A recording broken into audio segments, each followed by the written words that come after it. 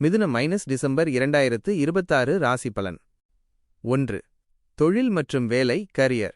ராகு பெயர்ச்சி பலன். டிசம்பர் 5, 2026 அன்று ராகு உங்கள் ராசிக்கு 8ஆம் இடத்திற்கும் கேது 2ஆம் இடத்திற்கும் பெயர்ச்சியாகிறார்கள். இது வேலையில் சில திடீர் மாற்றங்களை கொண்டுவரும். பணிப்பளு. அலுவலகத்தில் கூடுதல் பொறுப்புகள் வரும். வேலையில் கவனக்குறைவை தவிர்க்கவும். சக ஊழியர்களிடம் ரகசியங்களை பகிர்ந்து கொள்வதை தவிர்க்கவும். வியாபாரம். தொழிலில் புதிய முதலீடுகளை செய்யும்போது அனுபவம் உள்ளவர்களிடம் ஆலோசனை பெறவும். ஆன்மீகம் மற்றும் சேவை சார்ந்த தொழில்களில் இருப்பவர்களுக்கு நல்ல லாபம் உண்டு. 2. பொருளாதாரம் ஃபைனான்ஸ். நிதிநிலை. தனஸ்தானத்தில் 2ஆம் இடம் கேது அமர்வதால் பணவரவு இருந்தாலும் செலவுகளும் வரிசைகட்டி நிற்கும். வரவு செலவு கணக்கில் எச்சரிக்கை தேவை.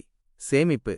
9இல் சனி பலமாக இருப்பதால் பூர்வீகச் சொத்துக்கள் மூலம் திடீர் பண வரவு கிடைக்க வாய்ப்புள்ளது. நீண்ட கால முதலீடுகள் கைகொடுக்கும். எச்சரிக்கை. யாருக்கும் கடன் கொடுக்கவோ அல்லது ஜாமீன் கையெழுத்து போடவோ வேண்டாம். 3. குடும்பம் மற்றும் உறவுகள் ஃபேமிலி மற்றும் ரிலேஷன்ஷிப். குடும்ப வாழ்க்கை. 2இல் கேது இருப்பதால் பேச்சில் நிதானம் தேவை. குடும்ப உறுப்பினர்களுடன் வீண் விவாதங்களை தவிர்க்கவும். கணவன் மனைவி இடையே புரிதல் அவசியம். சுப காரியங்கள். ஆண்டின் இறுதியில் சுப நிகழ்ச்சிகள் திட்டமிட்டபடி நடைபெறும். தந்தை வழி உறவினர்களின் ஆதரவு கிடைக்கும். பயணம். வெளிநாடு அல்லது வெளியூர் செல்ல எடுக்கும் முயற்சிகள் மாத இறுதியில் கைகூடும். 4. ஆரோக்கியம் ஹெல்த். உடல் நலம். பொதுவாக ஆரோக்கியம் சீராக இருக்கும். எனினும் ராகு 8இல் இருப்பதால் சிறு அறுவை சிகிச்சைகள் அல்லது பற்கள் சம்பந்தமான உபாதைகள் வந்து நீங்கலாம். மனநலம். ஆன்மீக ஈடுபாடு மற்றும் தியானம் செய்வதன் மூலம் மன அழுத்தத்தை குறைக்கலாம். பயணங்களின் போது கவனமாக இருப்பது நல்லது. முக்கிய குறிப்புகள்.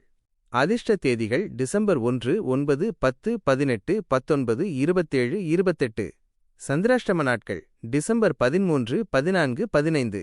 இந்த நாட்களில் புதிய காரியங்களை தொடங்க வேண்டாம். நிதானத்தை கடைபிடிக்கவும்.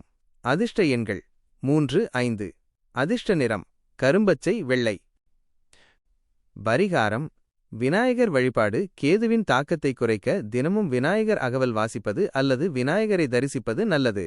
துர்க்கை வழிபாடு. ராகு காலத்தில் துர்க்கை அம்மனுக்கு விளக்கேற்றி வழிபட தடைகள் விலகும். தானம். சனிக்கிழமைகளில் ஏழைகளுக்கு உணவு அல்லது வஸ்திர தானம் செய்வது 9இல் இருக்கும் சனியின் அருளை பெற்றுத்தரும்.